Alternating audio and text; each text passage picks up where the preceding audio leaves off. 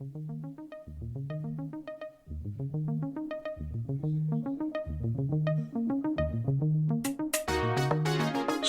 recorded from deep inside the bowels of a decommissioned missile silo, we bring you the man, one single man who wants to bring light to the darkness and dark to the lightness. Although he's not always right, he is always certain. So now, with security protocols in place, the protesters have been forced back behind the barricades and the blast doors are now sealed. Without further delay, let me introduce you to the host of Hutcast, Mr. Tim Hutner.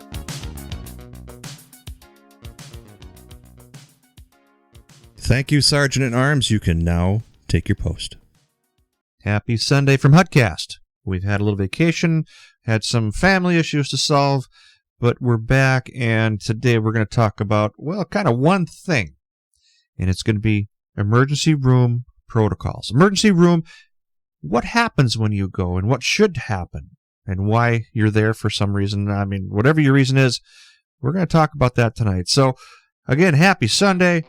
It is the episode just after Heather Leopold's What to Do with Insurance. And let's get started with Hutcast. Stand by. We hear a lot about air quality these days, so keeping your indoor equipment running clean and efficiently is important to your health. The experts at Dependable Heating and Cooling in Coon Rapids have been servicing the Twin City areas for more than 25 years with the latest and most efficient technology available. They will repair or replace your equipment and keep your indoor air healthy and comfortable. Call 763-757-5040. Our team of experts is standing by, waiting to help you with all your indoor needs. Mention you've heard about this by listening to the Hutcast podcast, and you will receive a $50 off any repair. That's Dependable Heating and Cooling. 763-757-5040. Dependable Heating and Cooling. As I mentioned in pre-roll, emergency room visits. Nobody wants them, but, you know, that's the part of emergency that you have to deal with. So here's the gig. We're out and about. We had some time off. We had to take and do some stuff, right? So we got family stuff to handle. That's what we do as part of family, and we make sure that our loved ones are taken care of. So we had a little bit of bad luck in the family. We had to take care of those issues. And during this bad luck, we've had a little more bad luck on top of it, or just the way things are in life. Let's make this story a little shorter. Had to make a visit to the ER. Now, I'm not going to say too many names in this ER, but I am going to name the ER. And this is our very own Coon Rapids Mercy Medical Center, Allina Health Care. Now, I've been going to this hospital for a better part of my life. My kids were born there. We spent a lot of time there, a lot of energy, a lot of money with this facility. And for the most part, it's been a really great facility until last weekend. Now, again, I said I would set this stage. We're up north taking care of some family issues. I have this thing which goes into an SVT in my heart, which is, kind of the way it is. That's the thing in our family. And I thought to myself, should I be up north when this thing goes crazy, or should I be around some support teams? Because up north, there's nobody. I mean, you got Johnny Reindeer and the drinkers down the street. And none of them I want working on me at this time.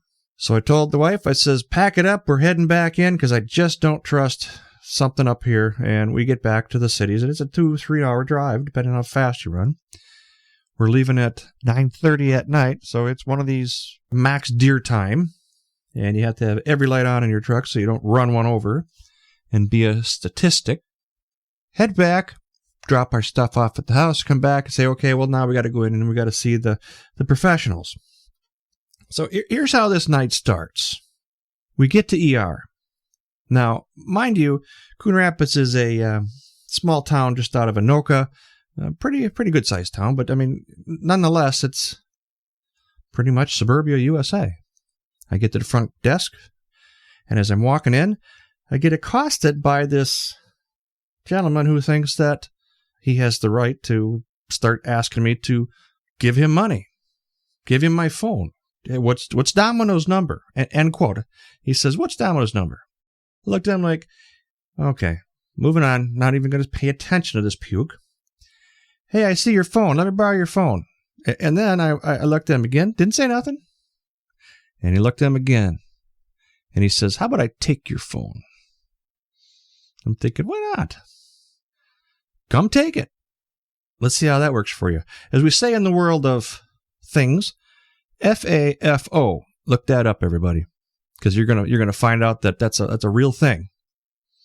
He kind of drops it. We move on to the ER, and the ER guy says, "What are you in for?" He says, "I think I'm gonna get some chest pains. Need you to check me out, make sure that I'm not having what I think I'm having." Okay, stand by.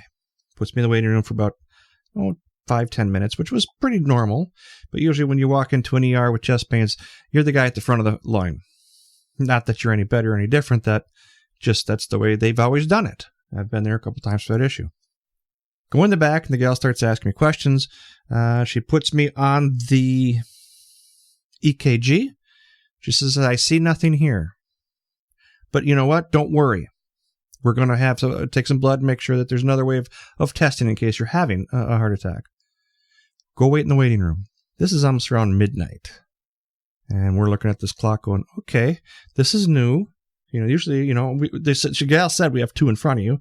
And I'm thinking, well, okay, how long does it take to take blood? 2 ain't no big a deal. I'll wait it out.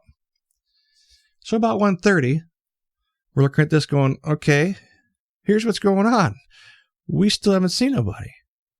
Now, we talked to the people next to us. They've been there since 5 in the afternoon with her mother and her. And I'm thinking, oh, it's going to be one of these nights. Mind you, the puke at the front entrance who wanted my cell phone and was going to take it is walking around and talking to people and trying to get money from them. And this is what's going on inside this ER. So I'm thinking to myself, where's security? Where are all these people to keep these people away from the people who are sick and injured? Okay, so I kind of just blew that off, thinking he must be hungry, he wants a pizza. I don't know what the hell this guy's problem is, but I'm not his problem, and I don't want to be his problem. But if he makes it my problem, well, then that's phase 2 for this puke. And I'm looking around and thinking to myself, look at this ER. You only see this kind of stuff on TV. You don't ever see it in real life. You see it in a drama show, in one of these Friday night, holy cow, it's a great rating because, if it bleeds, it leads type of show. And around me, there's blood. There's people waiting for hours and hours. There's people hacking. There's people coughing. There's people throwing up. I mean, literally every bench in this facility is either got piss or puke or people. The 3 Ps. You like that? Piss, puke, puke. Okay. And all these guys are just kind of waiting to get in.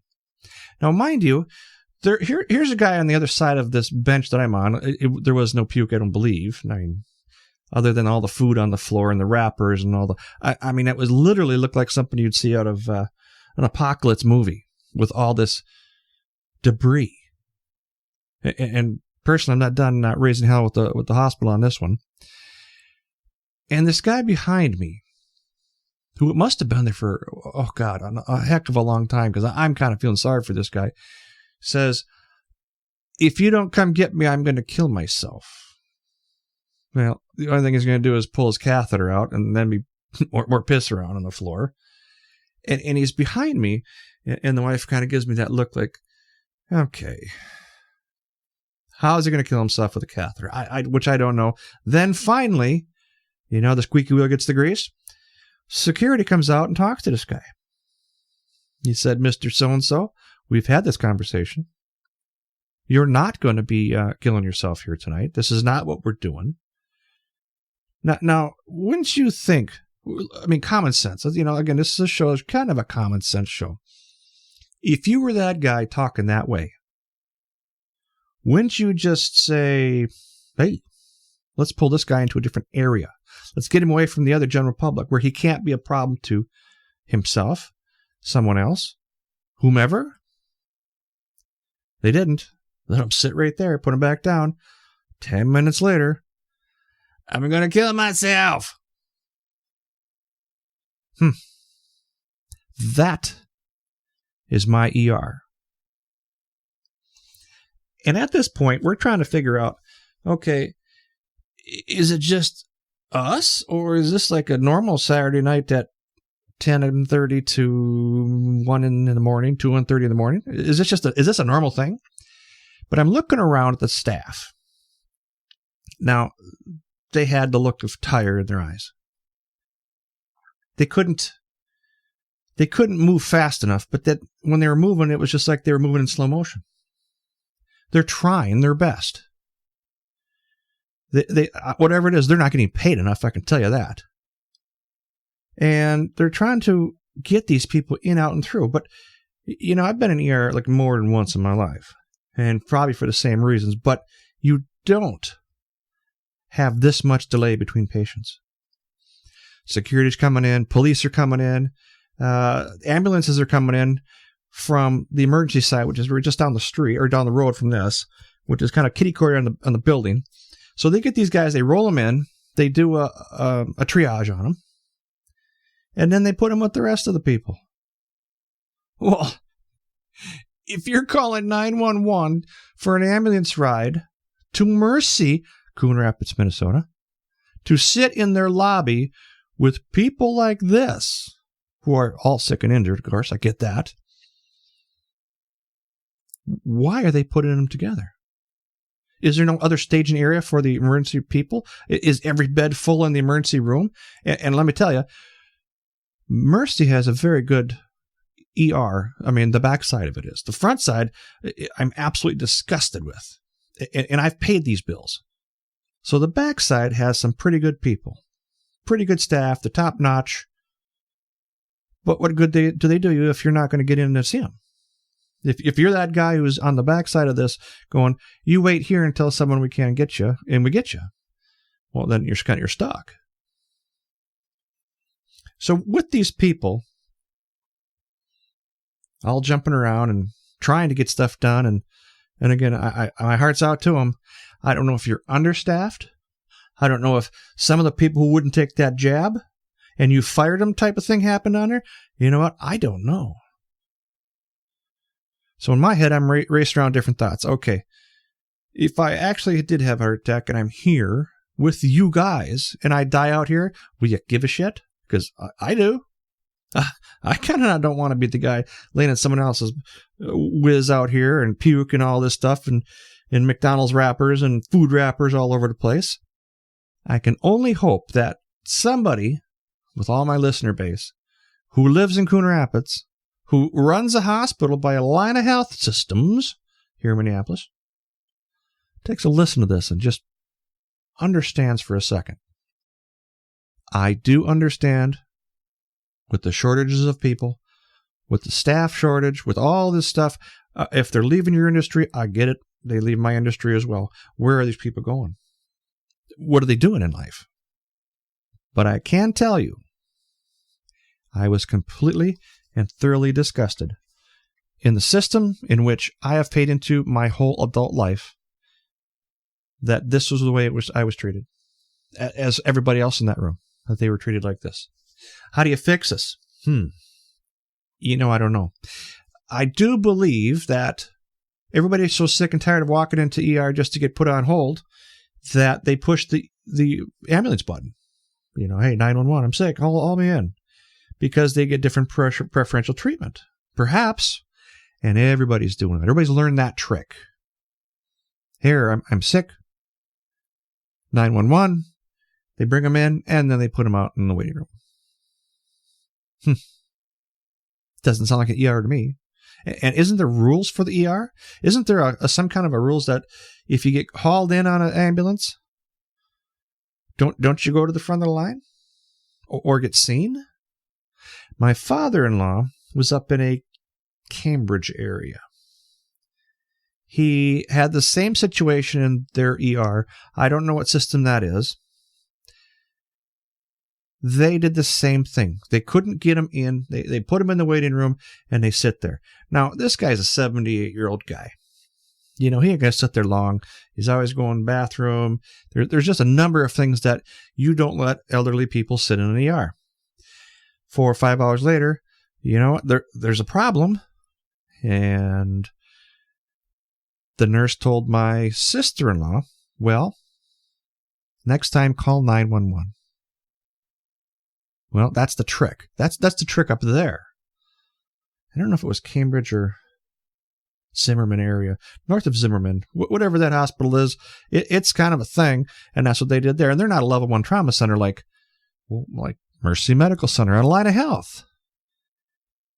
Now, don't you have to have rules to be a level 1 trauma center? Like getting people in and out? Am I upset about the wait? Not really. Am I upset about the fact that I got accosted coming into the place and possibly, going to take your phone because this guy wanted numbers from Domino's, which he's on his phone texting, but he wants mine. Mental health issues? I don't know. Don't care. I'm not there for him. I want to get in, get out, and get my day going, the rest of my day. So think about that. Plan ahead. Call your medical center provider and say, you know what are things like over there? Before you need an ER, before you need to go in and go, hey, I need this thing now. Do some research, people.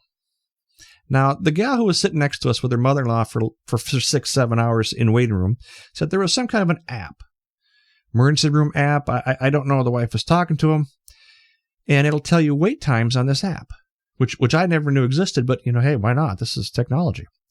So in that app, it'll tell you how long, where, who's going on.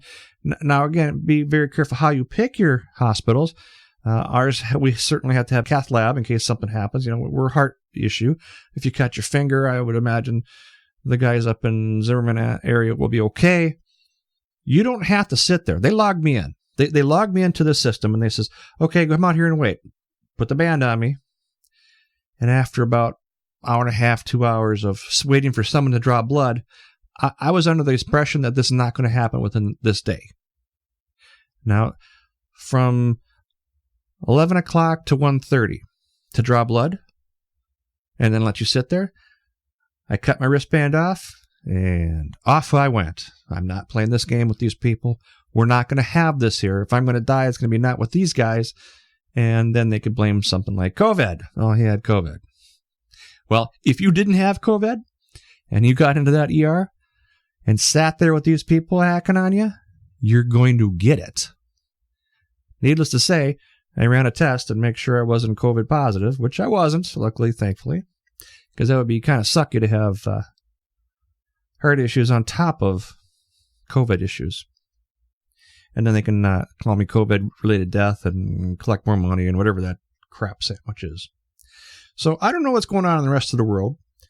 We did get some information from the Australian guys. They're still not willing to open up about their situation and their COVIDs. But their ERs are about the same. They have a lot of waiting. They talk a lot about deferred medicals. How do they put it? Kind of a socialist but not socialist type of medical system. So whether you've got a nosebleed or you come in with a leg cut off, you're kind of in a lineup. Of course, I'm being a little bit facetious on that, but yeah, you get my point. Canada has a system. Canada has a 2-tier system, which is really weird for me to figure out. I mean, you have the socialized side, and ours is getting that way. Our medical system is getting that way, the 2-tiered.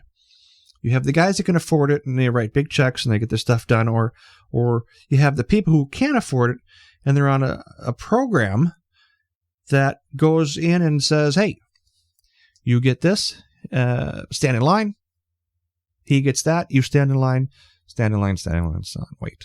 You're on a list for a transplant, you're on a list for this, you're on a list for everything. I mean, you want to get a skin graft because who knows what, for cancer, you're on a list.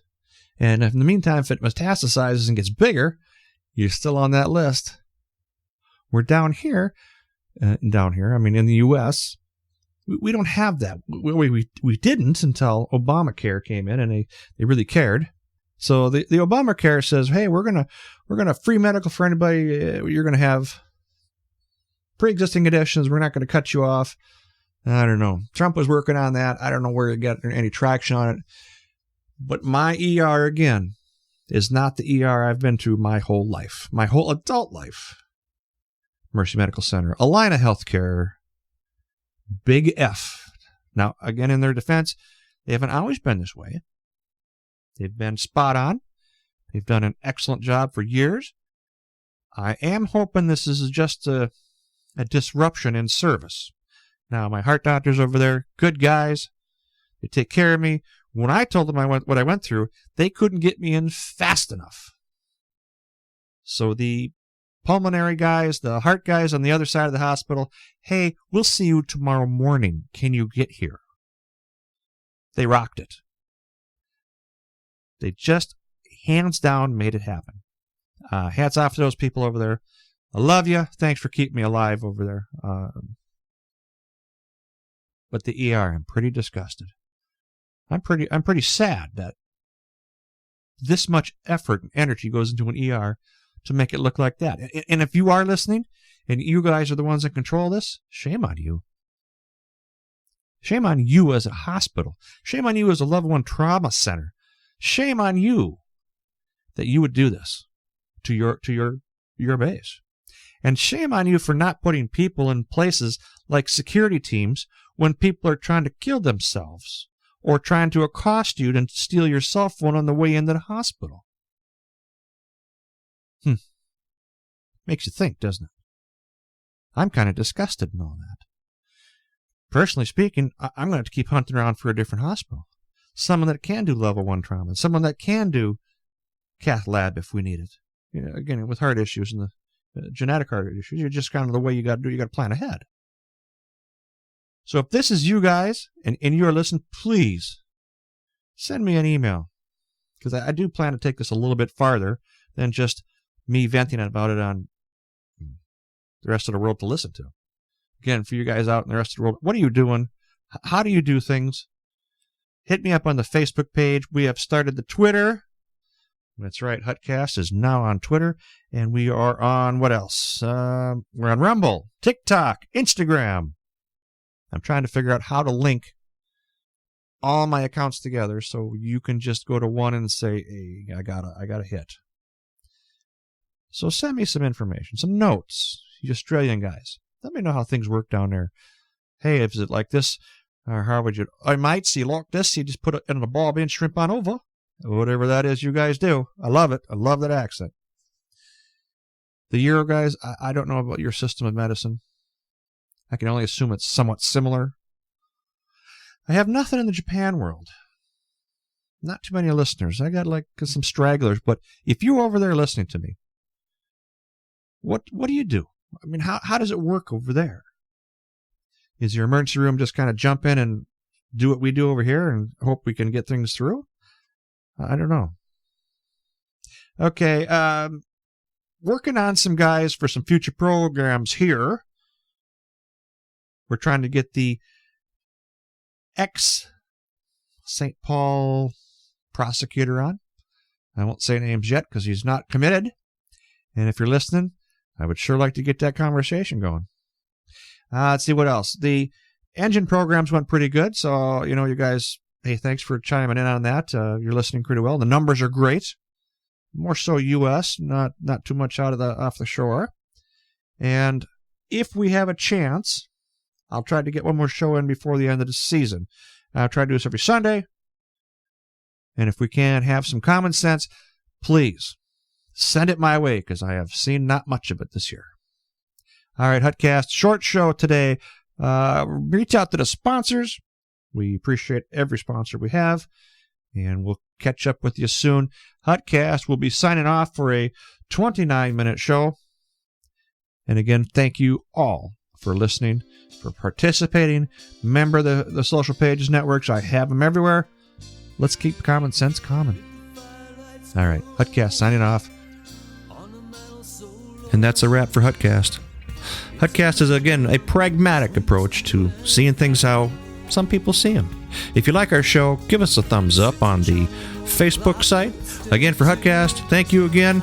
Have a wonderful evening. It's like white-driven snow, with its hands black and tall. They seem to beckon us all. Chime notes the hour. and I feel